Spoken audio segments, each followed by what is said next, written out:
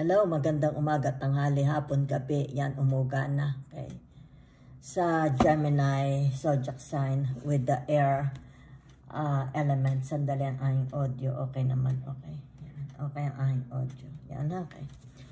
So, bigyan ko ng reading for the whole month of August. General po ito, not a personal reading. Okay? So, tingnan natin your aura, your vibration, at mamaya natin tingnan, okay? About what's in your energy. What do you want to know, okay? Abundance coming your way. Yan, okay? Yan, okay? So, ano pa?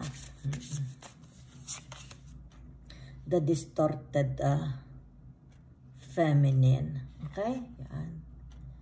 Yan. Ibig sabihin nito, maybe you need to relax, di ba? Baka yung tinatawag, kailangan siguro reprogram uli. Okay? Your mind. Baka masyado na kayong, nakikita ko dito pagod na kayo mentally. Okay? So, emotional freedom. Di ba? Naman. Nakikita naman dito. Okay? You're emotionally happy. Okay? Swan spirit, time for a deep dive. Diba? Okay? So, may number 60. Okay? Edad ba ninyo ito? Ano ito? Significant pa ito sa inyo. Okay? It's like tinatawag na, halimbawa, in love kasi isang tao. Diba? Why not? Give it a try. Diba? Makipagsapalaran. Diba? Yan. It's like tinatawag, paano mo malalaman kung may success or wala, pag-ibig man ito, trabaho man ito, whatever kind of relationship. Okay? So, sandali, lagay ko din. Yan. Para may space ako. Yan. Yan, okay? So, gamitan ko ng tarot.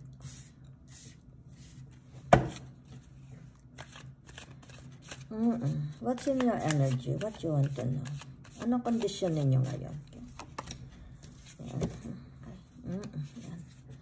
So, meron ditong tinatawag na the Eight of Swords, diba? Okay. It's about your mind. Okay.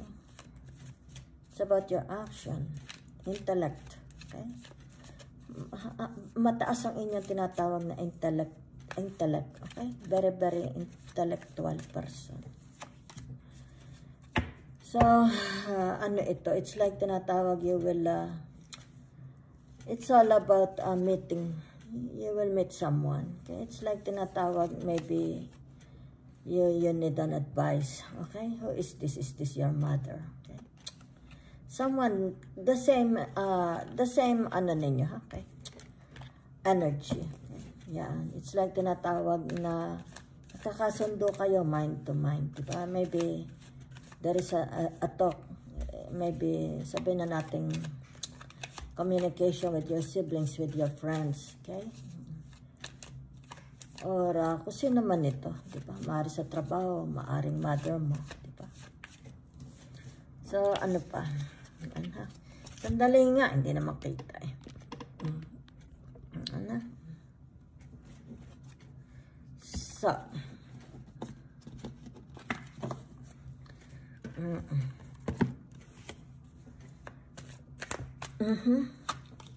it's like meron ditong, ano ito? It's like, nakikita ko yung maganda ang magiging result sa usapan. Okay? Dahil narito ang the Five of Wands, di ba? Very, very, it's like mapupunta ito sa fruition, sa success, whatever usapan ito. Okay? Mari ito ay tinatawag entrepreneurial. Okay? Partnering, di ba? Partnering or it's like susugal. Diba? Yan. Adventure. Okay? Yan. So, it's about tinatawag promotion. Maaring may pinopromote kayo. Somebody will help you. Diba? Okay? It's like interested sila sa inyong tinatawag ideas. Okay? Your project, your work. Diba? Yan. It's like magkakaroon ng success. Okay? So, naririto yung tinatawag na the Six of Cups. Okay? So, ang ibig sabihin ng the Six of Cups na ito. Yan. Okay. It's like meron dito. Sandali lang ha. Ay, di ko alam. Parang hindi maganda ang vibes ko nito. Okay? Parang ito'y tinatawag the past. Okay? The Six of Cups. Diba? Okay? Ito is, it has something to do about them. Okay? Others. May, sabihin na natin excess mo. Okay? Your job or your work from before. Tayo muna ha, tayo muna. Ibig sabihin nito, be very, very careful ha. Okay? Baka kayo is malin lang. Okay? Baka kayo is yung tinatawag ma-scam. Baka kayo mabankrupt ha. Okay? Baka kayo makulong. Diba? Be very, very careful ha. Baka kayo makulong. Iba ang vibration ko dito. Okay? Yan. Iba ang vibration ko. Yan. It's like pointing finger sa inyo. Narito kasi ang queen. Okay? Be very, very careful. Okay. So, ibig sabihin nito, narito ang tinatawag na the three. Okay? The Three of Swords. So, nakikita ko dito, meron ditong, it's like sugatan. Sugatan ang puso. Diba? Yan. Sugatan ang puso. Yung tinatawag na it's like, sandali lang. Be very, very careful. Okay? Maaring ito'y merong sakit. Invalid siya. Invalido. Or na-aksidente. Or nag-iisa na lang siya sa buhay niya. Or meron siyang addiction. It's like meron siyang daladalang bigat. Okay? May daladalang bigat. Be very, very careful. Okay? Be very, very careful lang po nakikita ko. Ha? I will see the result. Okay? So, maaaring ito yung tinatawag na, kasi narinig ang the Six of Pentacles. Diba? Okay? So, ibig sabihin nito yung tinatawag, baka ito magpapatulong. Naawa ka eh. Okay? It's like nakikita dito, napaka-maawain mong tao. Diba? Hindi ko alam kung excess mo. Kayo na lang mag-fit. Has it something to do about, kasi it's more about past people ito. Nakikita ko sa inyo ha. Retrograde. Okay? So, iingatan ha. Iingatan dahil may intention. Okay? May intention. Okay? Yan o. It's like hinahanap kayo. Diba? Yan. Iingatan ha. Baka kayo mapahamak. Iba kasi ang vibration ko dito sa tinatawag the Six of Cups and the Three of Swords. Diba? Yan. Sandali lang ha. May tinitingnan lang ako. Tingnan natin ang the Eight of Swords. Yan ha. Okay. So, narito ang tinatawag na the King of Cups. Yan ha. Okay. Kailangan ng... Okay. Sandali lang ha. Ano ka rin nagpapagamot? A good advice. Meron dito sugatan. Narinig eh. Okay, narinig. Sugatan itong taong ito ha. Okay. It's like tinatawag na ang kanilang kaluluwa is dapang-dapa. Okay? The King of Cups, dapang-dapa. Okay? Yan. So, ibig sabihin nito communication. There is a communication happening. Okay? The Queen of Swords. Yan ha? Okay. So, nakikita dito yung tinatawag na mabilis mag-isip. O, di ikaw yun, mabilis kang mag-isip. Diba? Yan. Kasi naman ito ha, ano ha, tinatawag, nakikita ko lang dito about your, kasi already the Six of Cups, very sensitive yan ha. It's about your guts, it's about your intuition, your five senses. Use your five senses, okay? Use your five senses. Dahil it's like tinatawag, you will be approached by people with a very, very low energy, okay? It's not... So, ibig sabihin nito yung tinatawag na they need this. Di ba? It's like tinatawag kukuha sa iyo. Okay? It's like kukuha sa iyo ng lakas. Maaring pera, maaring advice, whatever. Okay? Yan. Narito kasi ito. Yan. It's like a remedy. Okay? For their sufferings. Yun na nakikita ko ha. Yan. Sandali. Narinig ang the five of wands to the to the queen of wands. Yan ha.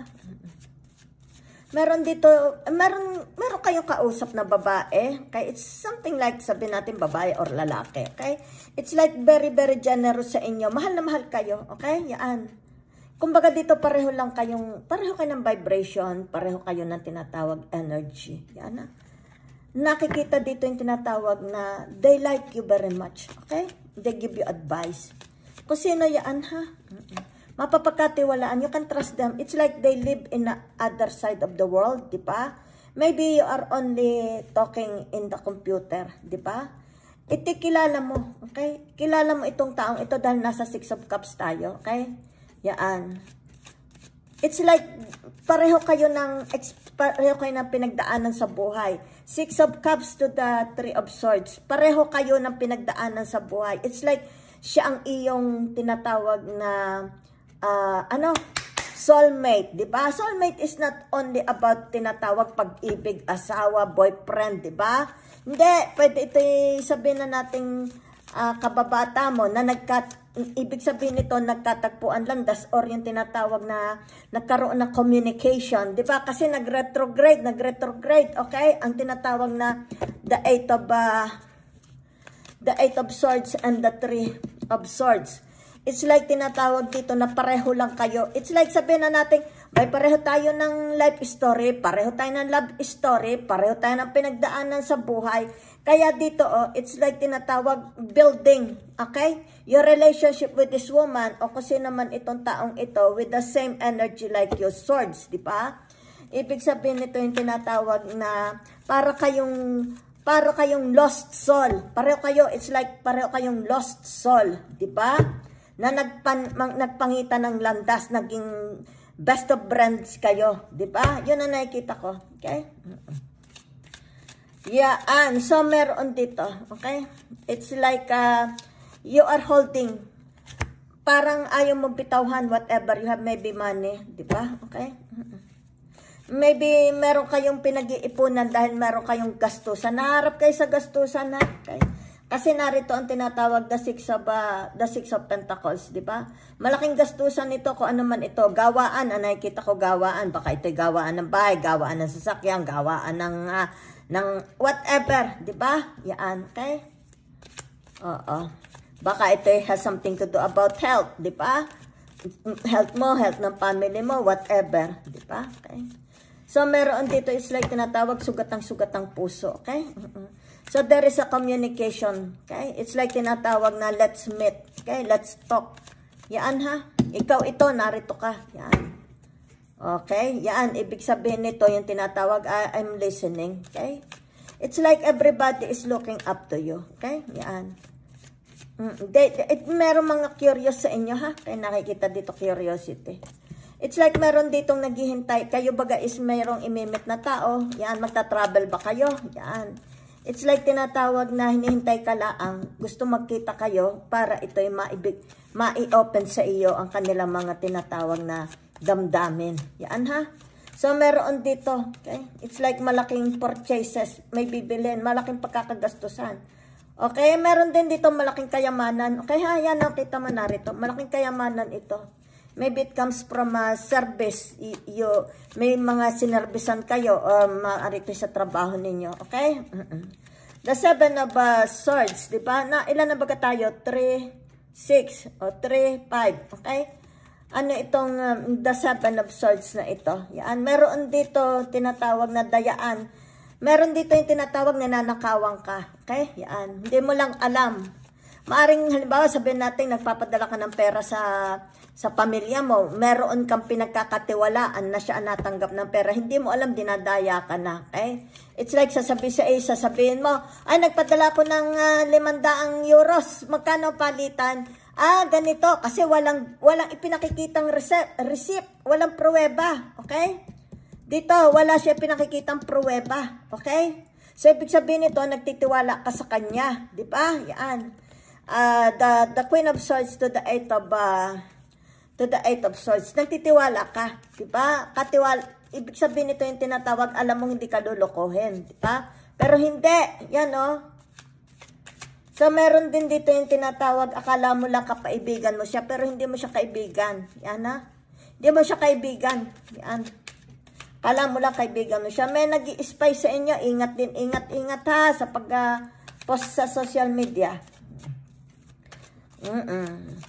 So, ito yung tinatawag yung strategy. Narito ka, King of Swords, di ba? Ay, Queen of Swords to the Eight of Swords. It's about your strategy. Paano ka kumikita ng pera? Di ba? Yan.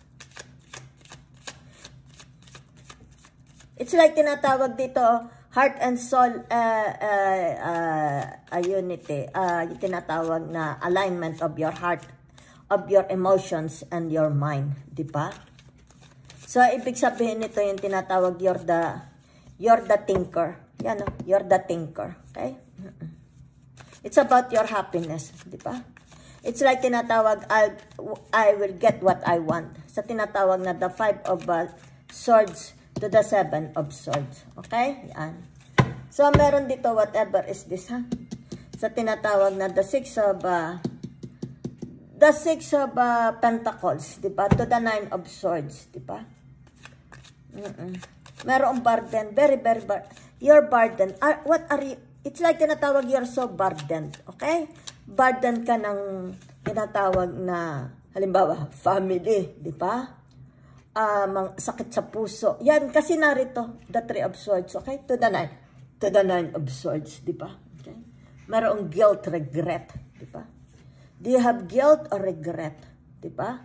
Kasi meron dito, it's like tinatawag coming, confronting you, okay? Be very, very careful, ha? Be very, very careful. This is a very, very sensitive, fragile, okay? Itong tinatawag na pagkikita, may makikipag-usap sa inyo, ha? Okay? Kasi lumabas dito yung tinatawag na the Six of Pentacles to the kinonfirm lang. Okay, kinarify ng the Six of Pentacles. Itong tinatawag na the Nine of Swords. Okay? Six of Pentacles is very, very beautiful. It's about tinatawag na forgiving, healing, transformation. Diba? Pero narito, oh, you will be confronted. Kung sino yan, ha? Masamang masama pa ang loob niya sa iyo. Diba? So, be very, very ready. Dahil ito tinatawag the Queen of Swords. Yan, ha? Ibig sabihin about composure, okay? Sit down and you listen, di ba? Before you react, before you respond, before you say a word, di ba? Kasi it's very, very fragile ang nakikita ko dito, ha? It's like tinatawag heart and soul ilalabas, okay? You will be confronted.